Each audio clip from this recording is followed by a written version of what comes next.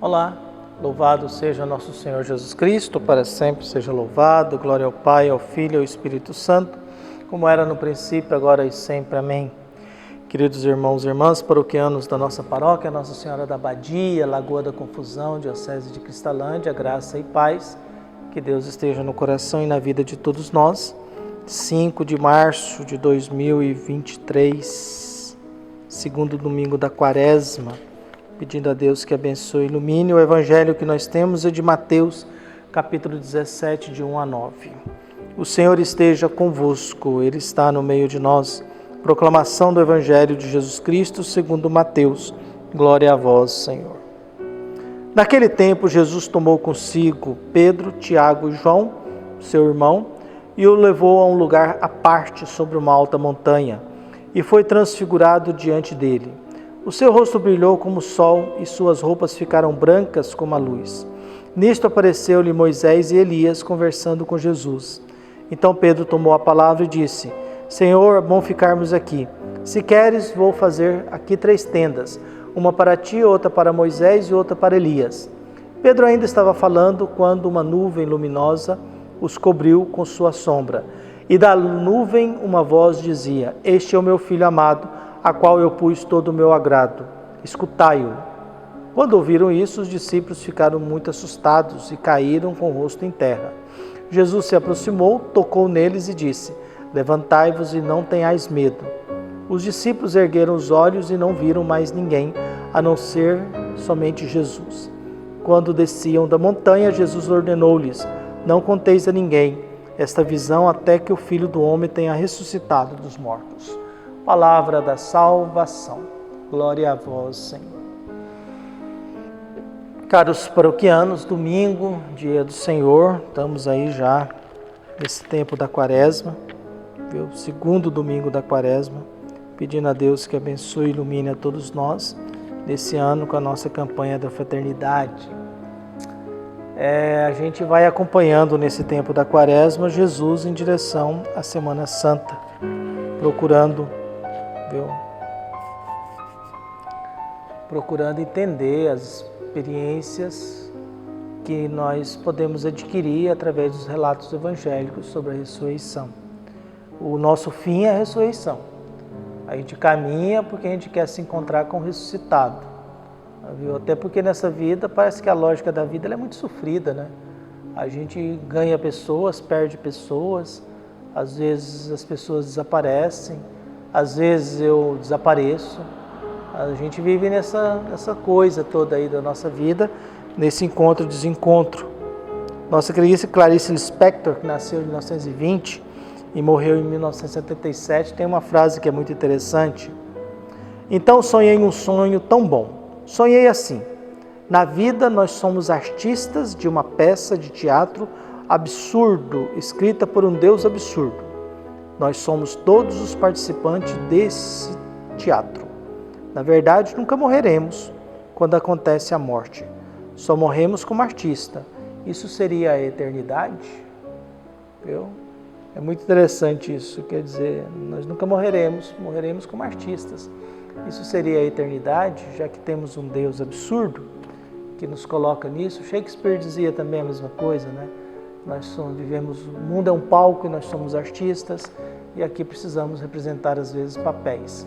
Até que um dia, claro, as máscaras caem e nós somos revelados quem nós somos também.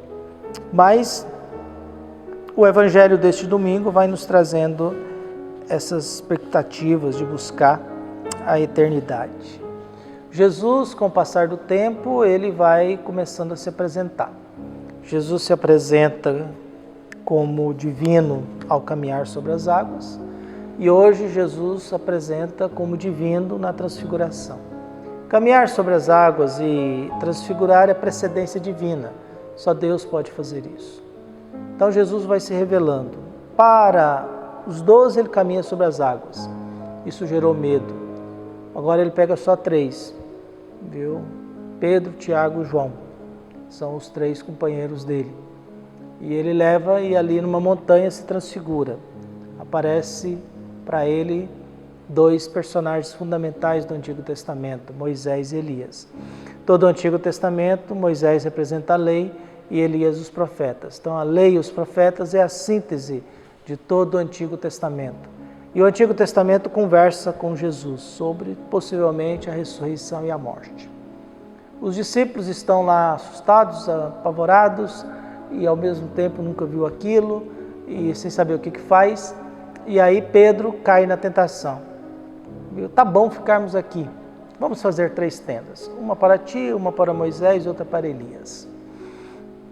Num outro evangelho, o evangelista acrescenta a frase: Pedro não estava sabendo o que está dizendo. Às vezes a gente dá vontade de dizer isso. Você não está sabendo o que você está dizendo. Viu? Às vezes dá vontade de falar: pai, você tem noção do que você está falando? Pedro é interrompido por uma nuvem. Na tradição bíblica antiga, Deus fala através das nuvens. Quando chega uma nuvem, é sempre o sinal da presença de Deus. Então, na transfiguração, nós temos na montanha, que é um lugar do encontro com Deus, nós temos Jesus se revelando como Deus, nós temos o Antigo Testamento reconhecendo que em Jesus, através de Moisés e Elias, se realizam as promessas que Deus fez. Então, ali é Moisés e Elias reconhecendo, é este que nós estamos falando desde a antiguidade. Nós temos Pedro que coloca, o grande problema de Pedro coloca eles em pé de igualdade. 3 tendas, uma para Jesus, para Moisés e para Elias, significa que os 3 são iguais. Não são. Jesus é filho de Deus. Jesus tem a divindade. Moisés é humano e Elias é humano. Então a tentação de Pedro é isso, por isso que Pedro é ignorado. E aí Deus falou no batismo, agora Deus fala de novo. Eis o meu filho amado em quem eu coloco todo o meu agrado, escutai-o. Agora Deus coloca uma informação a mais. No batismo, eis o meu filho amado em que eu coloco todo o meu agrado, toda a minha alegria. Agora vem uma outra orientação. Escute ele. Escute ele. Vamos lembrar que nesse exato momento, quando Deus fala, nós temos 7 pessoas. Nesse contexto agora. Jesus sobe com 3, são 4. Depois aparece Moisés e Elias, são 6, e a voz de Deus, a 7ª pessoa. Deus é a 7ª pessoa que aparece no relato da transfiguração. E ao falar isso, todo mundo se prostra, se assusta, porque Deus está dando a orientação fundamental para os discípulos. Escute o que ele tem para dizer, escute ele, escute ele. Não mais se preocupe agora com Moisés e Elias, porque ele é a realização das promessas. E por isso, após a fala de Deus, tudo desaparece e Jesus vai, toca neles, levanta, coragem, não tenha medo. E eles só vê Jesus. A gente conclui tudo isso que o que interessa agora é só escutar o que Jesus tem para dizer. E acho que é isso que nos falta, escutar Jesus. A gente escuta muito essa padraiada, essa bispaiada, pastores. A gente escuta muito, é divertido a gente entrar no YouTube para ver algumas coisas de religião. Às vezes dá vontade de ficar um ateu assim, meio envergonhado do mundo religioso, mas paciência, pode ser também que a gente envergonhe muita gente com quem a gente fala, né? Pode ser, às vezes eu me lembro de algumas coisas do passado e eu me pergunto, gente, como é que eu tive coragem? Como é que eu fui tão ridículo? Como é que eu falei? Por que eu não fiquei calado aquele dia? Por que eu tinha que abrir a boca? Viu? Até hoje eu tenho umas vergonhas no passado. Uma delas foi numa reunião em São Paulo, que eu resolvi fazer uma pergunta e eu não consegui fazer a pergunta e fiquei lá atrapalhado, viu? Então é sempre humilhante assim. Por isso que às vezes é melhor a gente escutar o que Jesus tem para dizer do que falar alguma coisa a respeito dele. Mas a nossa esperança é de que Deus nos acompanhe. A nossa esperança é que que a gente entenda no Evangelho de hoje que Jesus se apresenta como Deus. Deus nos diz o que devemos fazer diante dele. Escutai-o. Mas escutar o que Jesus tem para dizer. Não é escutar o que eu tenho, o que o outro tem. Não. Escutar o que Jesus tem para dizer. E a gente faz isso na missa. É na missa. A gente faz isso em momentos de oração. Por isso cabe a cada um de nós pedir a Deus paz, esperança e alegria. Que Deus abençoe e ilumine a todos nós e nos fortaleça na fé. E que a gente possa, no exercício da oração, no exercício da escuta da palavra de Jesus, da palavra de Deus, a gente possa voltar, sem entender muita coisa, mas na esperança de que na ressurreição a gente possa entender. O Evangelho termina que Jesus diz, não fale nada sobre isso, até que o Filho do Homem ressuscite. Aí vocês podem publicar. Eles sem entender, mas obedeceram. Um abraço e até mais. Bom domingo.